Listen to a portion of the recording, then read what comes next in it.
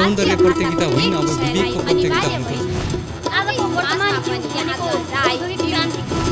When every child who can get back the imprisoned rewards with Namaste and welcome to Nepal's Top 7 Debaters 2013, produced by Today's Youth Asia. In today's episode, we are featuring the journey of the winners in English language of Nepal's Top 7 Debaters 2013. The runner-up of Nepal's Top 7 Debaters 2013, Category 6, Bachelor's Level English Language is PRATISTHA PANERU from Prime Chartered Accountancy, Kathmandu. This is her journey from audition round to final round. Marijuana should be legalized to reduce crime and substance abuse. WHO, 6 million deaths per year cause tobacco smoking. 0.2 million deaths per year cause drug abuse. Every year, an estimated 2.4 million people use marijuana for the first time. But number of deaths due to this so-called weed, almost zero. My opponent friends who are here to speak against legalizing marijuana are sure to spout a bunch of nonsense about its damages to individual and society, when instead it has been medically proven that marijuana is effective in curing several serious diseases. In most parts of the world, from a 7-year-old boy to a 77-year-old man has access to addictive substances like tobacco and alcohol, which, despite their adverse effects, are legal. And here we are discussing about legalizing or not marijuana, which is not even addictive at all. The crime or substance abuse that may be related to marijuana is not because of its inherent properties, but because of the ban itself. Marijuana is illegal because it is poorly understood. By legalizing it, we could, first of all, prevent marijuana smuggling and the corruption related to it. Second, save unnecessary drug warfare. Third, divert the billions of money that is being wasted on marijuana prohibition into other areas. And fourth, bring forward evidence-based information about its properties and uses.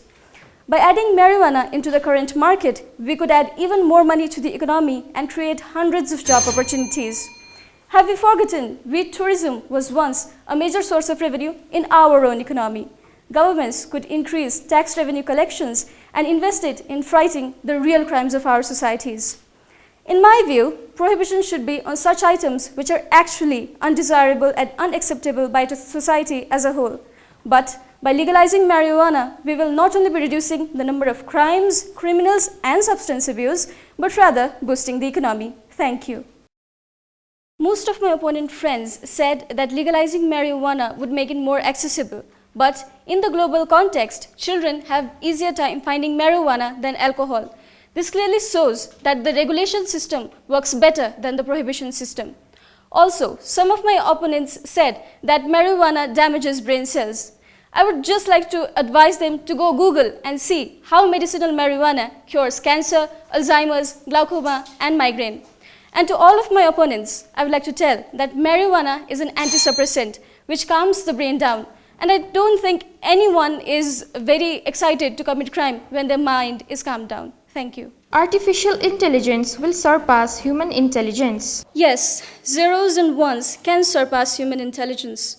If it were a century ago, we would be baffled at the idea of looking at people on screen inside closed boxes. And today, we live in an age where no invention seems impossible. Outruling the possibility that artificial intelligence will surpass human intelligence, like my opponent friends, is a proof of their ignorance, how far our technology has gone in these recent years. AI is an example that there may be a limit to human intelligence, but there are no limits to what a human can create artificially. Today's human is capable of imitating the human brain, the center of intelligence, by using neural nets and revolutionary algorithms. A point may come when AI does not need the help of human programming, and it may program itself indefinitely. Google's driverless car, IBM's Deep Blue, Sixth Sense technology, Cleverbot, to name a few, have given rise to machine learning and singularity. On a general note, you can take an iPhone and see for yourself how Siri amazes you with its intelligence. Not only the human intelligence, but I feel AI surpasses the human existence. Can a human imagine reaching Moon or Mars and spending months or years in such situations? Haven't Curiosity or Mars rover proved to be the AI that can surpass all human constraints? Scientists around the world believe that the exponential growth in technology means we will reach a time where the consequences are indeed unknown. To summarize, there are two aspects of artificial intelligence: computational intelligence and reasoning-based intelligence. Computational intelligence, machines surpass us, proved. And as for reasoning-based intelligence, the pace at which the AI systems are developing, we are sure to see very soon super artificial intelligence, which is definitely going to surpass our general human intelligence. Thank you. I can announce it. PRATISTHA PANERU. PRATISTHA, very often we see that we tell them that they're very good debaters, and then next round they go and they become overconfident and they don't make it to the final. I assure you that. So that's why, I like to announce by the rank. That's what I like to do, but I don't do that because in the previous year, we lost all the top debaters by the time we reached the final. So I said, I'm not going to make that mistake. Pratishtha, Mallika, Anamika, and Smarika will be seeing you in the semi-final rounds, and 2 of you will make it to the final. So it's a very tough competition. Okay, all the best. In the pretext of restoration, antiques of temples are replaced. There are 1,262 temples in Nepal. This I knew from the UNESCO 1997 report. Then I searched for more UNESCO reports. I went seeking details to the archaeological department, but I could not find the list of temple idols and statues of my own country. This was when I realized how easy it would be to replace or steal these artifacts when nobody actually knows how many of them exist. And it would be even more easier if all this was covered by a veil, popularly known as restoration. Replacement of temple idols and antiques in the name of restoration dates back to centuries. For instance, in the 20th century, Angkor Wat, the largest Hindu temple and religious monument in the world, was restored, only to find the theft and destruction of mostly post-Angkorian statues.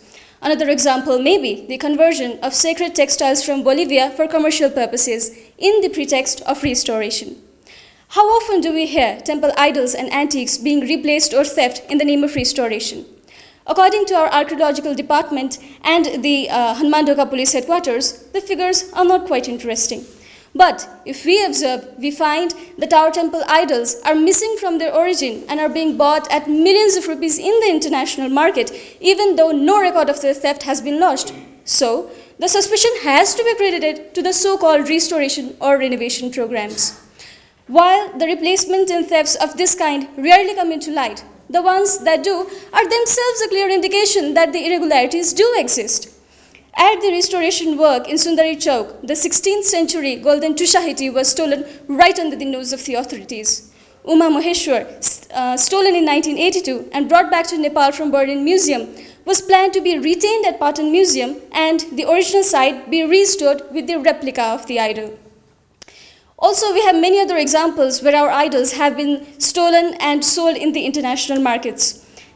Even in outer countries, like in Tamil Nadu, systematic gangs pose themselves as priests, collectors, renovators, or restorers and steal or replace the original temple antiques. Talking about other things that are related to the restoration, in the most recent happenings, the restoration work at Manakamana could not take off initially due to the differences between authorities, priests, and locals. While budget was one other problem, the locals also feared that the temple antiques could be replaced or the temple property misused in the name of restoration. Well, yes, there are renovations or restorations where the damaged idols are replaced, but then we don't actually know where the original idols go. Those original idols, which even in their damaged form, can gain a handsome reward to its sellers. So, why are we allowing our temple idols to be drawn away from their origin and sold to adorn the Western homes and museums? That also in the name of restoration, where we know loose ends and loopholes exist. Actually, it is high time that we renovate the restoration system. Thank you. Pratishtha, very good debate as usual. Thank you, sir. We have known you as a very good debater, and today is not an exception for that. Semi-final topic is always very tough. Very good start. You combined data with a logic, which is an amazing combination in a debate. However, few things that were missing were the local examples. Like, okay, who does the restoration? Who funds it?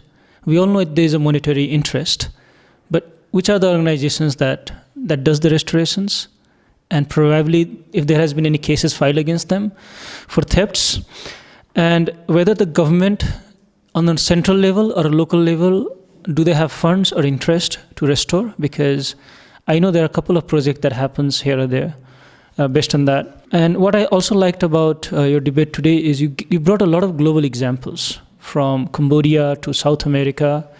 And the fact that you mentioned that this stealing of artifacts and antiques is not just 30 years old or 40 years old. You dated it back to 200-300 years or even longer. So those were very, very good aspects of your debating, and I was very impressed. Thank you, sir. Pratishtha, well done. Thank you, sir. And the example of Tusahiti was a very good example. There are hundreds of examples like that, but you picked one of the good one. Congratulations. Thank you. I think your statement, your debate was very powerful, evocative. I agree it balanced very nicely emotion, but was still grounded in facts. So I echo some of the previous remarks. Very good statement. My one issue is more about the content and the logical flow.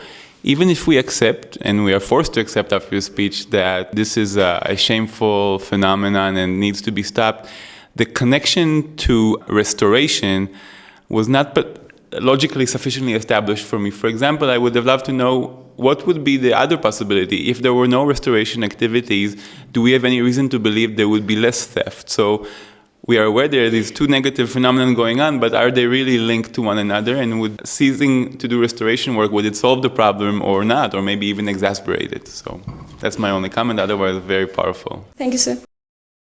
Oh, really? My dear opponents, we are not here to know the definition of restoration or replacement, but we are here to know if replacements are done in the name of restorations. And yes, our country attracts lots of tourists, but our country also attracts a lots of smugglers annually, and they have numerous ways of taking our idols and antiques to their country, which we are unaware of, and one of the possibilities also being restoration. And talking about the restoration of Patan Darbar Square, Swayambhu, and Hanuman Dhokas, if it was only about preserving values, they would have been restored 2 or 3 years ago, not now, when mice and rats have become the inhabitants of the temple and not our gods. Thank you. Pratishtha, as I said last time, you're ranked second today. So I was not wrong when I said last week that this confidence sometimes does not help. And I had said that it's very difficult. Being successful is one thing, but maintaining success is more difficult. And one should focus more on maintaining the success than actually getting it. Because by chance also you can be successful sometimes. But then maintaining it is more difficult, and it requires a lot of skills to do that. So that's saying, Smarika and Pratishtha, you're the finalist of English category, bachelor's level of Nepal's top 7 debaters 2013. And we'll be seeing you both for the finals. Prepare very well, it's going to be a tough one, okay? Nepal should focus on Asia for economic prospects rather than relying on the West. West's economy, world's largest. West's technology rules the world. West's political systems, democrat and republic, world's best. Then, what models shall we seek for ourselves from Asia? Contrary to what my opponent just said, I believe that Nepal should definitely focus on the West to hit the bullseye in materializing our economic prospects. There is no debate that Nepal is one of the least developed countries, and there are numerous areas and ideas where it cannot generate funds of its own and it has to rely on foreign investments. Asian countries are developing countries. They are still exploring themselves and are focused on finding investments to back up their own growth. On the other hand, Western economies have already been to the peak, explored all their assets, and they're searching for ideas and countries to invest. So, rather than waiting for our Asian counterparts to give us a little time and attention if they get free from themselves, shouldn't we take advantage of the investment opportunities from the West? As important as it is to rely on the Western economies for industrial revolution, West is a phenomenon at present and a possibility in future to explore our trade options and alternatives. According to the Trade and Export Promotion Center, the European Union is the largest buyer of Nepalese ready-made garments, amounting to 46.13% of the country's total garments. It is the Western economy that provides concession and duty-free derogation facilities to least developed countries like us so that our trade can flourish. It is the Western economy that constitutes the major portion of our bilateral donors, with 3 out of top 5 being Western economies. It is the Western economy, my dear opponent, that has given us dedicated servers of Google and YouTube, and so we have been able to explore our economic prospects of even the virtual world. Be it the Microsoft Innovation Center established by US in Nepal, or the Italian company Telasonera changing the face of Nepalese telecommunications sector, West has always addressed our technological wants. We can see that some Asian countries like Japan are equally technologically competent to the West. However, it is clear that in the future, if we have any technological prospect at hand, we will have to look up to the West. And another prospect in education could be retaining the students that go abroad in lieu of international degrees, and here producing manpower that is able to generate revenue at any global platform. Well, West has given us this opportunity. There are California University-affiliated colleges, Cambridge University-affiliated colleges in Nepal, but why haven't we heard of Osaka University-affiliated or Beijing University-affiliated colleges yet? My opponent friend has well said about the tourism prospects in Asia, but as the definition of Nepalese tourism is changing with the introduction of adventure tourisms like mountain biking, rock climbing, paragliding, canyoning, zip liner, kayaking, don't you think West should be specifically focused to generate more and more tourism revenues? West is the center for innovations, including revolutions in agriculture. Even in the tropical climate of Asia, there are some cold places in Nepal where crops similar to that of the West are cultivated. The plants of Mediterranean climate or even the Alps climate can be cultivated even in Nepal with the help of Western technology. Goat cheese farms in Kavre or olive fields could be the examples. This would be a fantastic opportunity for Nepal to commercialize its agro sector. If we take a list of the 185 INGOs working with Social Welfare Council in Nepal, we find that 89% of the INGOs are funded by the West. So it is clear that West is and will be dedicated in maintaining sustainable rural development and entrepreneurial dynamism in our country, which are indeed the cruxes for achieving a stable economy. Thus, focusing on Asia is a necessity, but given the present economic condition of our country, I believe relying on the West is the priority. Thank you. I think my opponent did not quite take the topic. We are not talking about should Asia, should China, should India focus on West, but we are talking if Nepal should focus on the West, where from peace to politics to economics, everywhere Nepal is dependent on the West, and I don't see the influence going down anywhere. And our big donors, neighboring donors, on which my opponent friend has so much believed, one of the donors has imposed economic blockade on Nepal not once but twice in 1862 and 1889, and not because of economic reasons but because of personal reasons. And India and China, on whom my opponent friend says that they are the biggest donors of Nepal, yes, they have helped develop our nation, but they have also used aid as a strategic weapon and made our country a playground to fulfill their own national interests. Thank you. Smarika and Pratistha, you guys have done better in the past, let me tell you. Both of you are low on energy today. You both are nervous. And you've got to the finals with a lot of confidence, with a lot of vigor, and better argumentations and contents than today. So I hope after the break you pick up on that. You both have done good research. There's no doubt about that. However, your topic suggests that an umbrella research is not going to help. You have to get deep down into the data specifics, as what are the economic zones and products.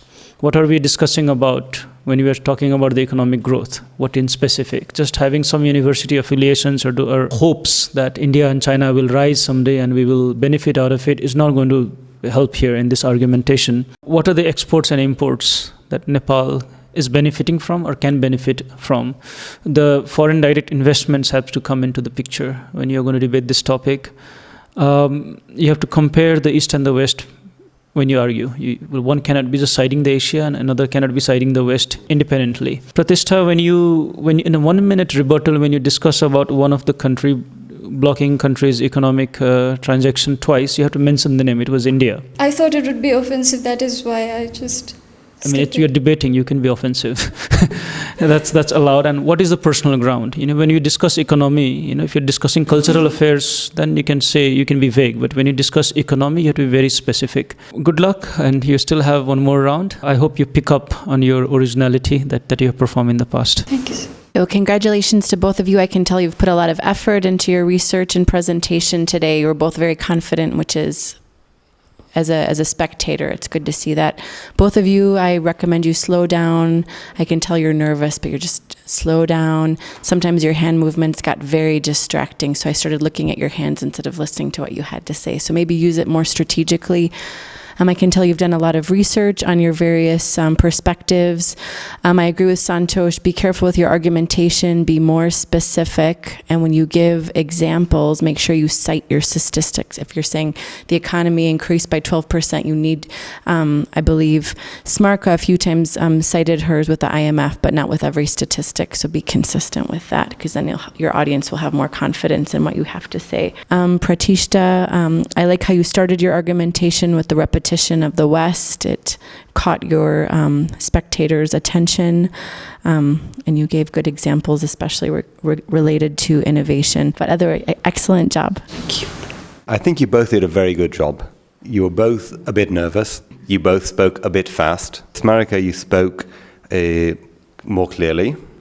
You spoke a little bit too fast, a little bit unclear. But when it comes to the arguments itself, I actually preferred Pratistha's arguments. Because at the end of the day, what I felt with Smarika is that you spoke about what's good in Asia, what's important in Asia, but you didn't say enough about where Nepal actually fits in. What does Nepal do in order to gain by putting more economic prospects into Asia? Whereas in Pratistha's arguments, there was actually a lot more there about where actually Nepal stands, which I found was more impressive.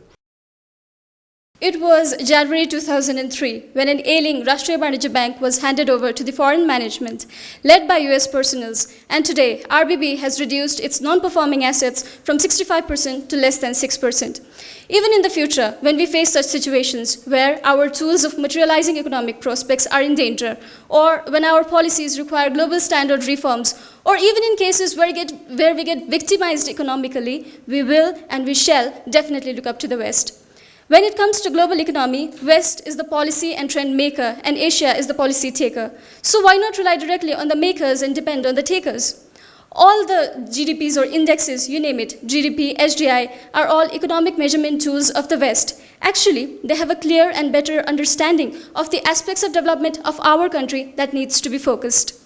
Another aspect of our economy that the West has embraced is the military service. Remittances and pensions contributed by British Gorkhas in the year 1999 were estimated to be more than $60 million annually. FDIs from US, which has recently reached to the second spot, and from Scandinavian countries, which have already made it to the top 10, are on an increasing trend.